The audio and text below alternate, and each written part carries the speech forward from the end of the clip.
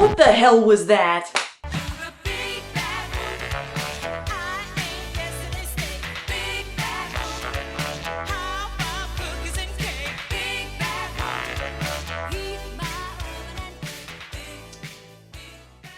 I don't know.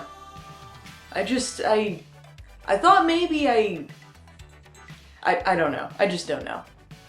Let me give the newbies a rundown. Teen Wolf is the story of Scott Howard, a below-average schmo in high school who discovers one day that he's a werewolf. Rather than the reaction you'd expect he'd receive, shock, horror, torches and pitchforks, general mayhem, this inexplicably makes him good at basketball and extremely popular. Possibly sexy. It became a cult classic due to its ridiculous premise, and everyone pretty much remembers it for being endearingly 80s.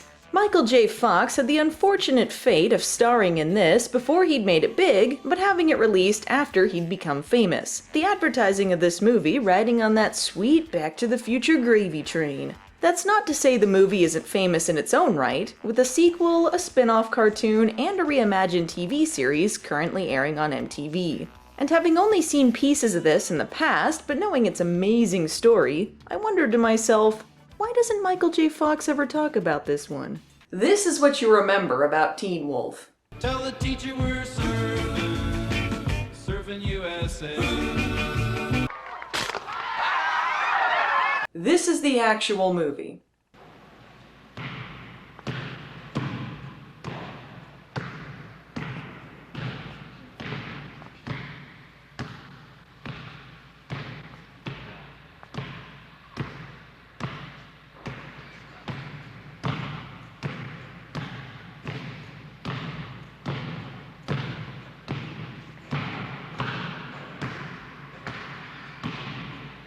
Oh my gosh, it's so awkward!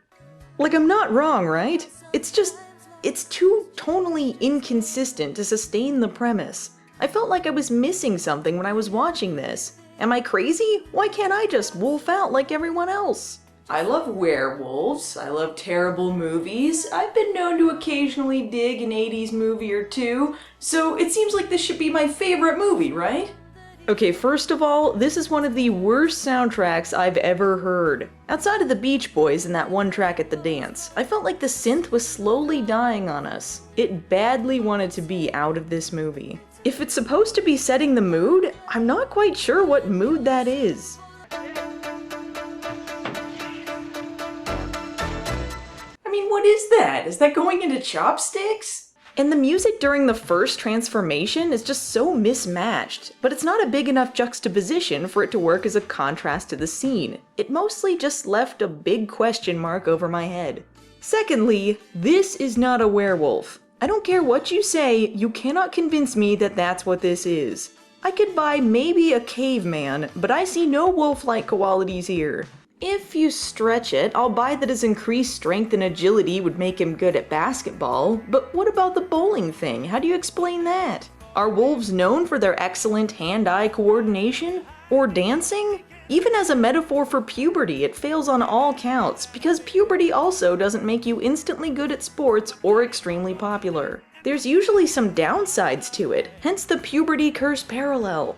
Hell, if there are no downsides to this, I'm not quite sure why werewolves were a secret for that long. And there is not a single bat of an eye once his secret is revealed. Sure, everything we've ever known is a lie and both our scientific and ideological infrastructures have crumbled around us, but hey look, he's really good at basketball. There is not one insane government agent attempting to capture and experiment on him, not one! The closest we get to any normal kind of reaction is when the Jocko character tells Scott to stick with his own kind, perhaps a commentary on racism? And everyone laughs him out of the dance. But the only thing that stuck in my mind during this whole scene is that this dude is antagonizing a freaking werewolf. He rips his shirt open with his deadly claws. Did he not stop to think that starting a fight with the mythological monster was a bad idea?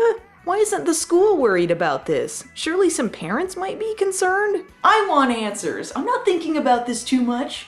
But I guess the real question here is it funny? Well, kinda? Like I said, it's just so awkwardly done. There's no laughing moments, really. It's just sort of when the ridiculousness hits you.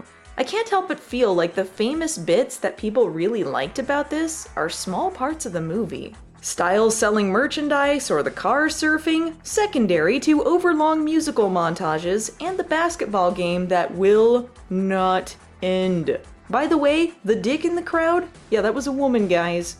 Did no one stop to ask why there was no penis?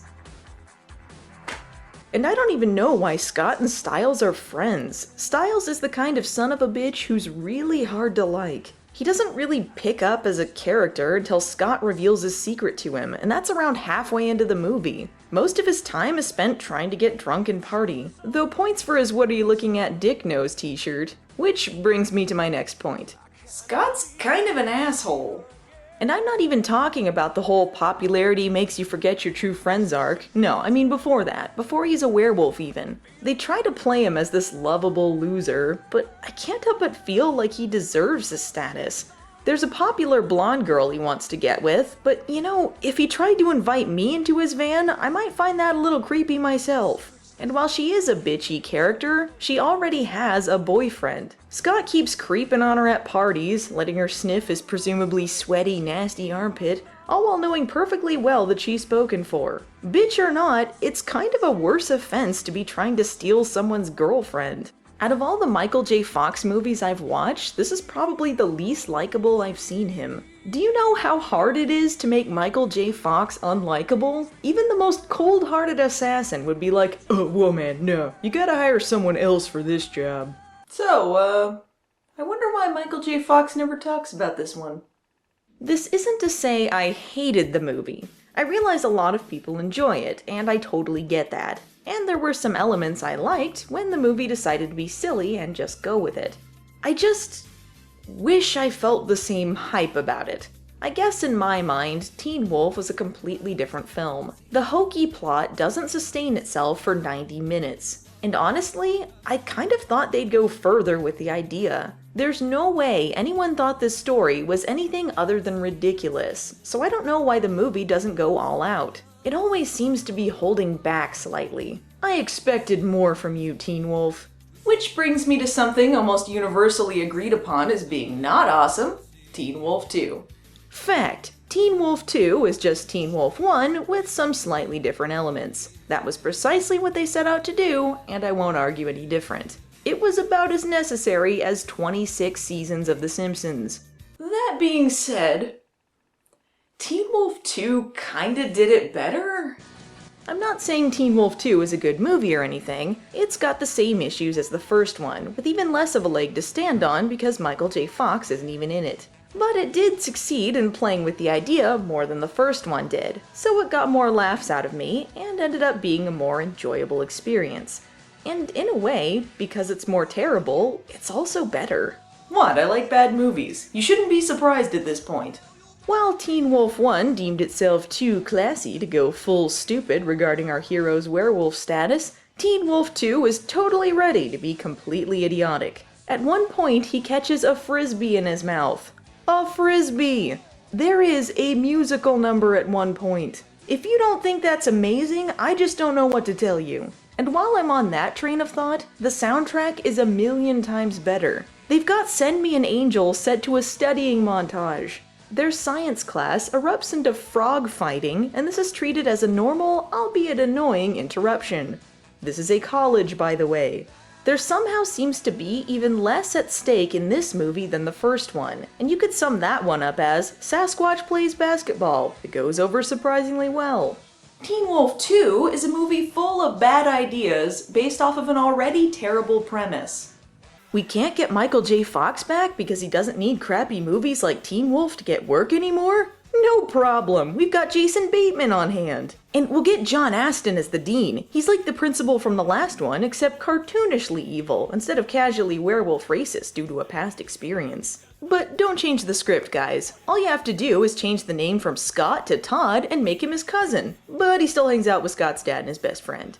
Oh, and we can't get Styles back either, but we've got this guy who looks and acts nothing like him, so it's perfect. Also, we got the fat kid from the first one back, so involve him in any and all things in this movie, no matter what sense it makes, because he's friends with our main characters now. I don't know why we didn't just say the main character was Scott again after all the recasting of characters that don't need to be here anyway. Man, this thing is seamless.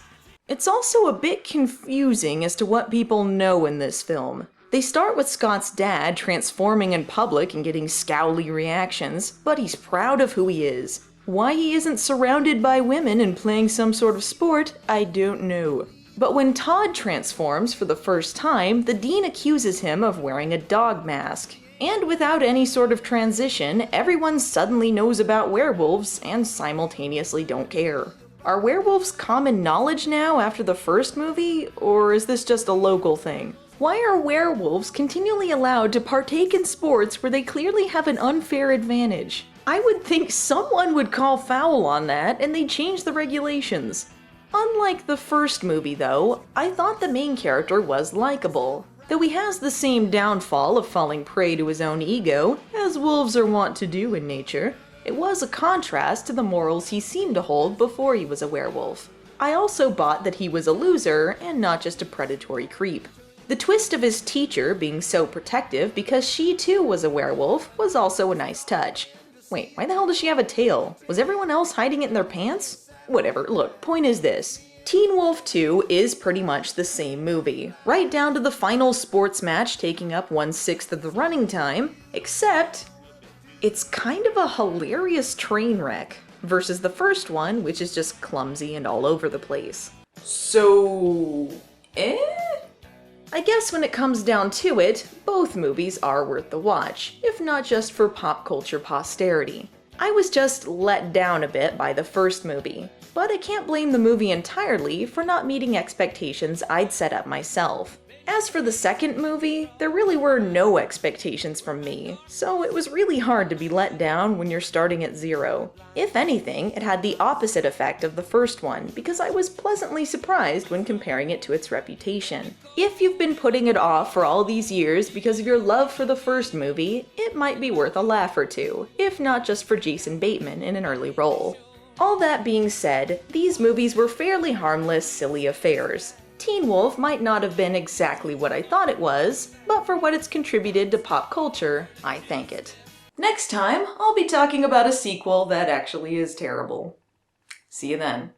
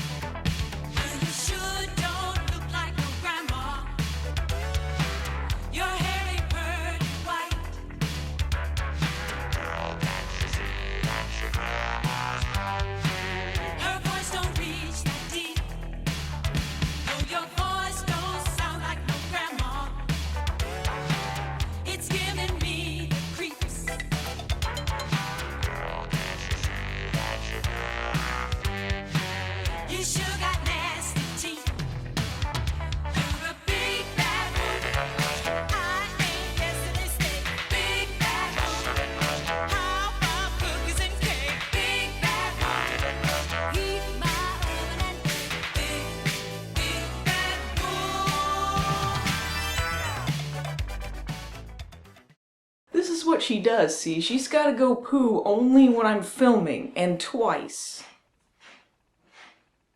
She can't wait, she's gotta wait on it until I'm filming, but she can't wait when I'm filming. It's on purpose.